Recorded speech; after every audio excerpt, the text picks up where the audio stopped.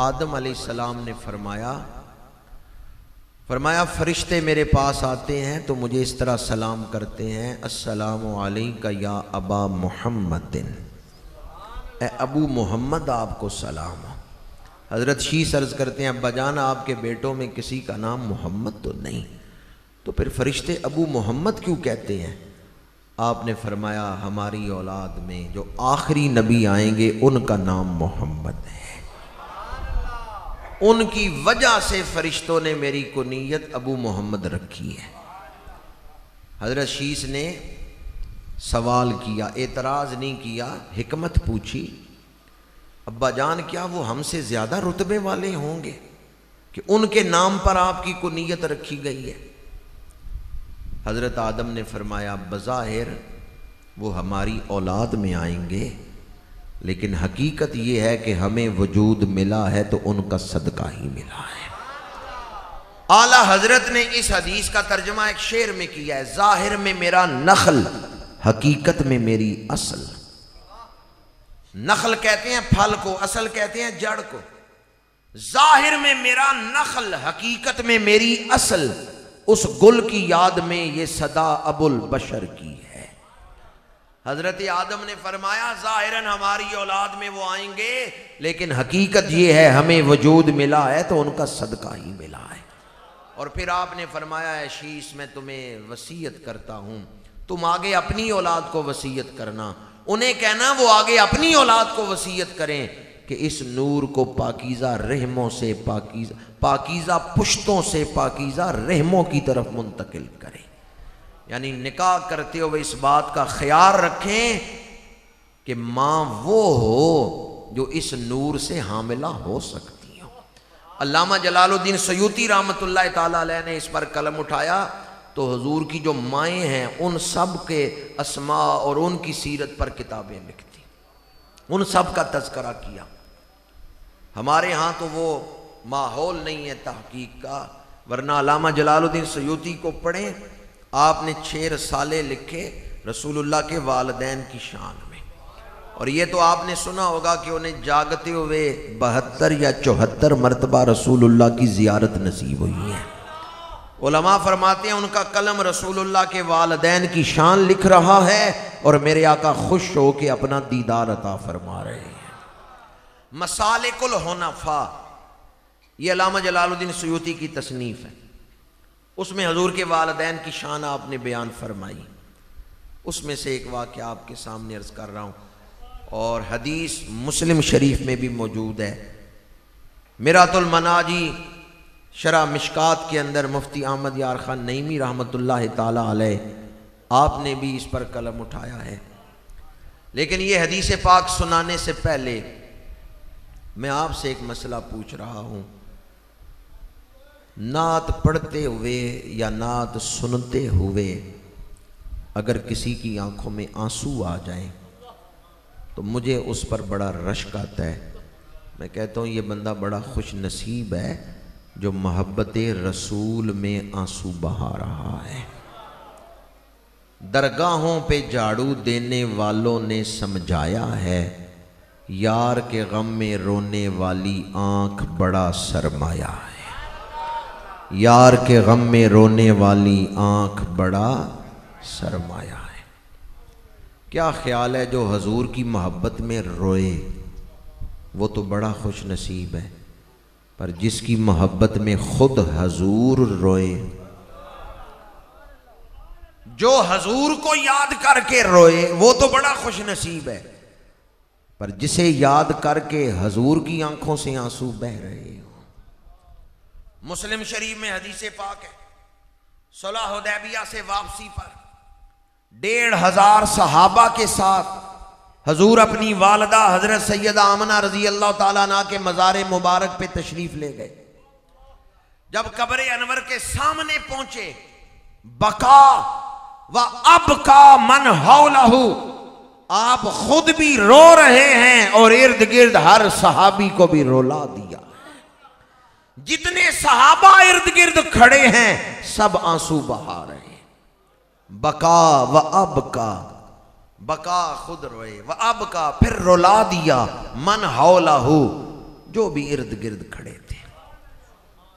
मेरे आका करीम ज़मीन पे तशरीफ़ फरमा हुए, दोशे मुबारक से चादर उतारी, आँखों पे रख ली, हिचकी बंद की।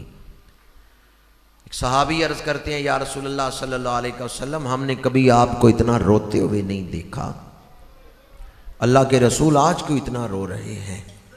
फरमाया, मुझे वो वक्त याद आ गया जब इस पहाड़ पे मेरी वालिदा का विसाल हो रहा था। सीरत ज़ुरकानी में है, मिरातुल मनाजी में है, मसालिकुल हुनफा में है। आप फरमाते हैं 6 साल उम्र मुबारक, मदीना मुनव्वरा से वापसी, अबवा का मकाम, हज़रत बीबी आमना को बुखार है, पहाड़ पे लेटी हैं, सरहाने हजूर बैठे हैं, सामने उम्मे ऐमन है। उम्मे ऐमन रो रही हैं। बीबी आमना फरमाती हैं, उम्मे ऐमन क्यों रो रही हो? उम्मे ऐमन अर्ज करती हैं हजूर की तरफ इशारा करके कि मैं इन्हें देख के रो रही हूँ, वालिद पहले ही फौत हो चुका है, आज माँ भी दुनिया से जा रही है।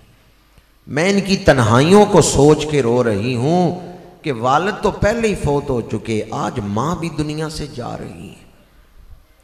हज़रत बीबी आमना ने लेटे लेटे ही हजूर के रुखसार पे हाथ फेरा और हाथ फेरते हुए फरमाया, जैसा बेटा मैंने जन्म दिया है ऐसा बेटा नहीं किसी माँ ने जन्म दिया। फिर आप उठ के बैठी, हजूर को कलावे में लिया, सीने से लगाया, फरमाया, उम्मे ऐमन सुनो, अपने बेटे की विलादत से पहले मैंने जो ख्वाब देखे हैं उनकी रोशनी में मैं ये कह रही हूं, मेरा ये बेटा आलमीन के लिए अल्लाह का नबी बन के आया है।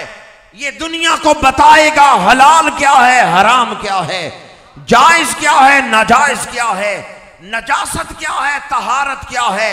ये दुनिया को गुमराही से निकाल के दहलीज़े उलूहियत पे झुका देगा। मेरे इस बेटे का जिक्र हमेशा होता रहेगा, वह जिक्री बाकिन, साथ मेरा जिक्र भी होता रहेगा।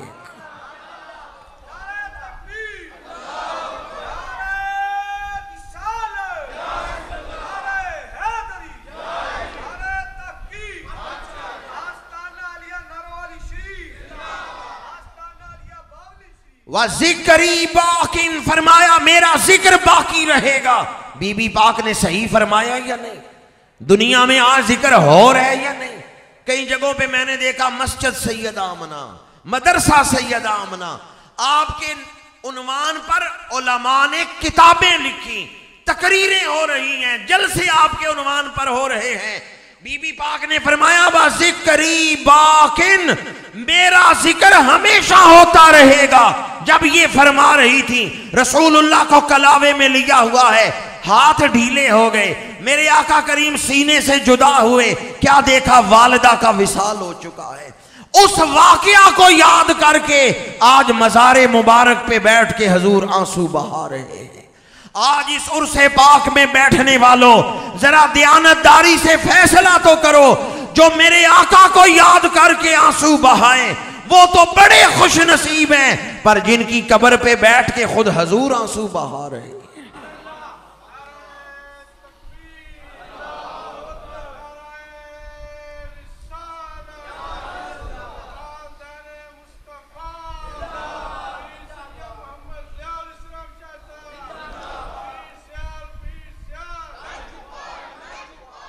वो रसूल जिनका कौल दलील शरई, जिनका फेल दलील शरई बनता है, जिनका अमल दलील शरई बनता है, उनके आंसुओं की क्या कीमत है आपके नजदीक? हमें तो उनसे प्यार है जिनसे हजूर को प्यार है, जिनकी मोहब्बत में हजूर आंसू बहा रहे हैं, हमें तो उनसे प्यार है। कोई छां नहीं गुंबदे खजरा दी छां वर्गी, और कोई मां नहीं नबी दी।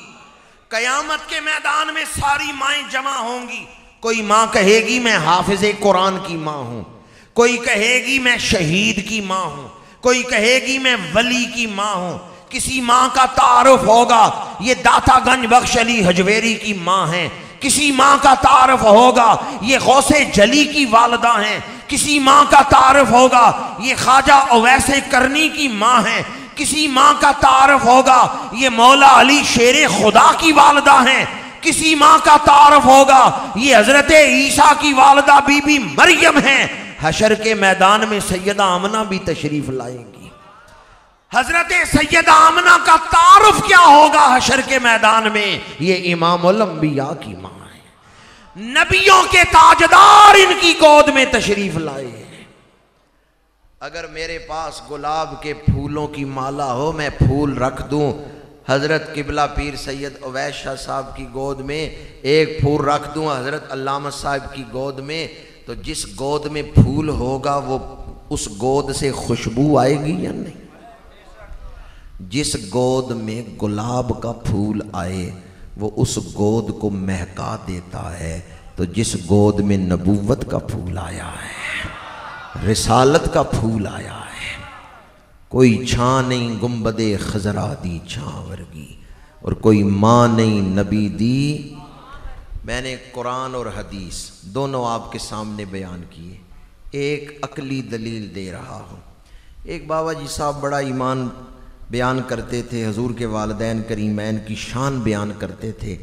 उनके पास एक मौलवी साहब आ गए, कहने लगे बाबा जी कोई दलील दें, मैं नहीं मानता कि हजूर के वालिदैन मोमिन हैं। उन बुज़ुर्गों ने फरमाया, ये सोच के ज़बान खोलना कि कहीं तुम्हारे लफ्ज़ों से रसूलुल्लाह को तकलीफ़ ना हो। ये किस हस्ती मौज़म व मोहतशम के वालिदैन हैं जिन पर तू ज़बान खोल रहा है? मौलवी साहब को बात नहीं समझ आई। उन्होंने कहा बाबा जी कोई दलील दें। आपने फरमाया मेरे मेहमान हो, बैठो, पहले कुछ खाओ पियो, बाद में इस मौजू पर गुफ्तगू करेंगे। मेहमान को बैठक में बिठा के बुज़ुर्ग अंदर तशरीफ़ ले गए, ट्रे में कुछ अंगूर रख के लाए और वो अंगूर टेबल पे रखे, मौलाना अंगूर खाओ। अंगूर बड़े मीठे थे। अंगूर खाते हुए मौलवी साहब ने पूछा बाबा जी मैं तो फल वाली दुकान पे गया, मुझे मीठे अंगूर नहीं तुर्श अंगूर मिले, ये इतने मीठे अंगूर आप कहाँ से लाए हैं, किस दुकान से ख़रीदे हैं? उन बुज़ुर्गों ने फरमाया नहीं मैंने किसी दुकान से नहीं ख़रीदे, मेरे घर सेन में कीकर का दरख्त लगा हुआ है, उस कीकर के दरख्त पे बड़े मीठे अंगूर लगते हैं। बाज़ दोस्त तो समझ गए बात किधर जा रही है, बाज़ के लिए मज़ीद तशरीह की ज़रूरत है। क्या ख्याल है कीकर पे अंगूर लगते हैं? आरफे कड़ी ने लिखा है किकर ते अंगूर चढ़ाया हर गुच्छा, कीकर के दरख्त पे अंगूर लगते हैं? मौलवी साहब अपनी जगह से उछले, उन्होंने कहा बाबा जी मैं नहीं मानता कीकर के दरख्त पे अंगूर, कीकर के दरख्त पे अंगूर नहीं लगते। ये आपने क्या कह दिया कि कीकर के दरख्त पे अंगूर लगते हैं? बुजुर्गों ने फरमाया कीकर के दरख्त पे अंगूर नहीं ना लगते तो काफिरा माँ के पेट में रब अपने नबी भी नहीं भेजता।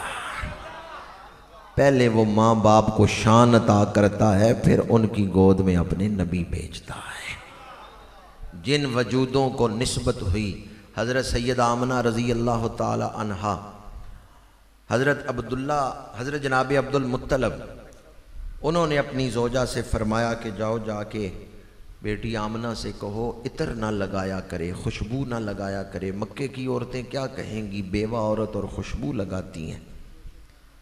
तो हज़रत सैयद जनाब अब्दुल मुत्तलब के फ़रमान पर उम्मे हमज़ा उन्होंने अर्ज़ किया कि ये बात आप ख़ुद फरमाएं। हज़रत अब्दुल मुत्तलब तशरीफ़ लाए और फरमाया बेटी इतर ना लगाया करो, मक्के की औरतें क्या कहेंगी कि बेवा औरत खुशबू लगाती है, इतर लगाती है। हज़रत सैयद आमना ने फरमाया अब्बा जान मैंने तो कभी इतर नहीं लगाया, मैंने तो कभी खुशबू नहीं इस्तेमाल की। फरमाया बेटी फिर इतनी खुशबू क्यों आती है, जिस मकान में बैठती है वो महकने लगता है। अर्ज़ किया अब्बा जान मुझे खुशबू लगाने की क्या ज़रूरत है, मैं तो जहाँ थूक देती हूँ वहाँ से भी खुशबू आती है।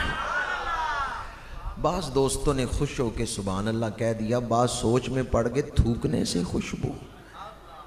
मराकश का एक शहर है फास, अल्लामा सुलेमान जज़ूली रहमतुल्लाह ताला अलैह, उन्होंने किताब लिखी है दलाइलुल खैरात।